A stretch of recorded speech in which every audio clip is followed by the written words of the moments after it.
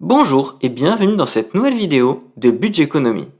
Aujourd'hui, nouvelle vidéo sur le revenu salarié et plus particulièrement sur le fait de savoir quelle richesse vous devez générer afin que votre entreprise puisse vous verser votre salaire.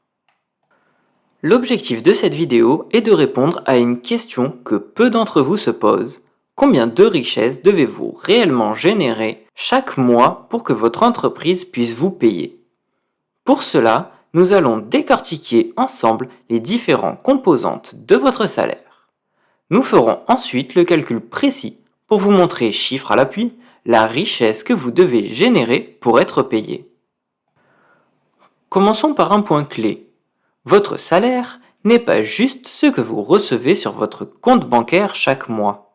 En réalité, il est composé de votre salaire brut, c'est le montant convenu avec votre employeur avant toute déduction salariale. Vient ensuite les charges salariales. En effet, une partie de votre salaire est directement prélevée pour financer les cotisations sociales comme la retraite, l'assurance maladie ou encore l'assurance chômage. Enfin, vient l'impôt sur le revenu.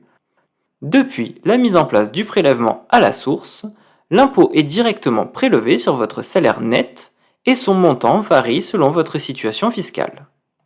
Viennent s'ajouter à cela les charges patronales, car votre employeur doit également payer des cotisations sociales sur votre salaire, et les autres prélèvements, tels que les tickets restaurants ou la mutuelle obligatoire par exemple. Il s'agit d'autres prélèvements que vous pouvez avoir sur votre fiche de paye et qui sont pour certains facultatifs.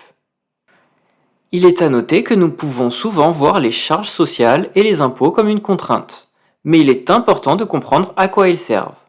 Les principales destinations sont votre retraite, la santé, le chômage et enfin les services publics. Ces prélèvements sont donc essentiels pour garantir un certain niveau de protection sociale, mais ils ont un impact direct sur le coût total de votre travail. Intéressons-nous à présent au calcul. Pour bien comprendre le fonctionnement de ces cotisations, prenons un exemple concret. Imaginons un salarié qui touche le salaire médian en France, soit environ 1 950 € net par mois après impôt sur le revenu. Voici comment nous pouvons remonter à la valeur que celui-ci doit créer. Nous prenons son salaire net après l'impôt sur le revenu, c'est-à-dire 1 950 €. Pour son salaire net avant impôt sur le revenu, celui-ci a payé 7% d'imposition. Il a donc un salaire net avant impôt sur le revenu de 2 100 €. Pour remonter sur son salaire brut, nous devons ajouter les cotisations salariales. Celles-ci s'élèvent à 22%. Son salaire brut est donc de 2 700 €. Enfin, sa rémunération totale, qui se compose de son salaire brut plus des charges patronales, s'élève à 3 780 €. En effet, les charges patronales sont à hauteur de 40%. Cela signifie que pour qu'un salarié médian puisse toucher 1 950 € net, il doit produire une richesse équivalente à 3 780 € par mois pour son entreprise. Si nous faisons le même calcul pour une personne touchant le salaire minimum, à savoir le SMIC, nous obtenons un salaire net après impôt sur le revenu de 1 399 €.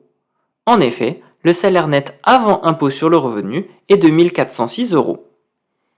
Si nous remontons au salaire brut, celui-ci est de 1 802 €. Et enfin, la rémunération totale, incluant les charges patronales, s'élève à 2 522 €. L'imposition totale de ce salarié est alors de 44,5%. Si nous comparons ce résultat avec celle d'une personne exerçant un emploi cadre et percevant un salaire de 3 000 € par mois, nous voyons que l'imposition totale pour celui-ci est de 53,9%. En effet, son salaire est de 3 000 € net après impôt sur le revenu, ce qui fait un salaire de 3 490 € avant l'impôt sur le revenu. Son salaire brut est de 4 653 €, car le salarié cadre paye 25% de charges salariales.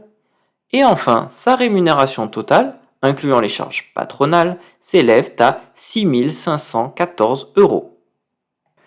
Nous pouvons ainsi voir que l'imposition totale entre une personne touchant le SMIC et un salarié cadre touchant 3 000 euros net par mois n'est pas si différente. En effet, le salarié cadre sera imposé à hauteur de 53,9%, alors que la personne au SMIC est imposée à 44,5%.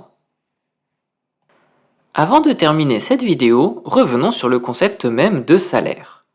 Vous l'aurez compris, votre salaire n'est pas juste une somme qui tombe sur votre compte en banque à la fin du mois.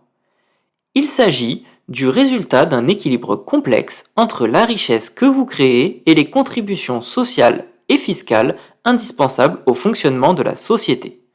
Enfin s'ajoutent vos revenus.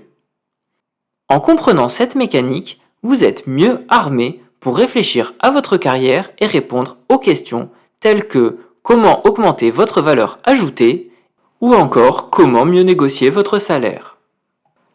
Cette vidéo touche à présent à sa fin. Si celle-ci vous a plu, je vous invite à mettre un pouce en l'air et à vous abonner à cette chaîne YouTube. Je vous invite également à me rejoindre sur Instagram @budgeteconomie. En attendant, il ne me reste plus qu'à vous souhaiter une excellente fin de semaine et vous dire à samedi prochain.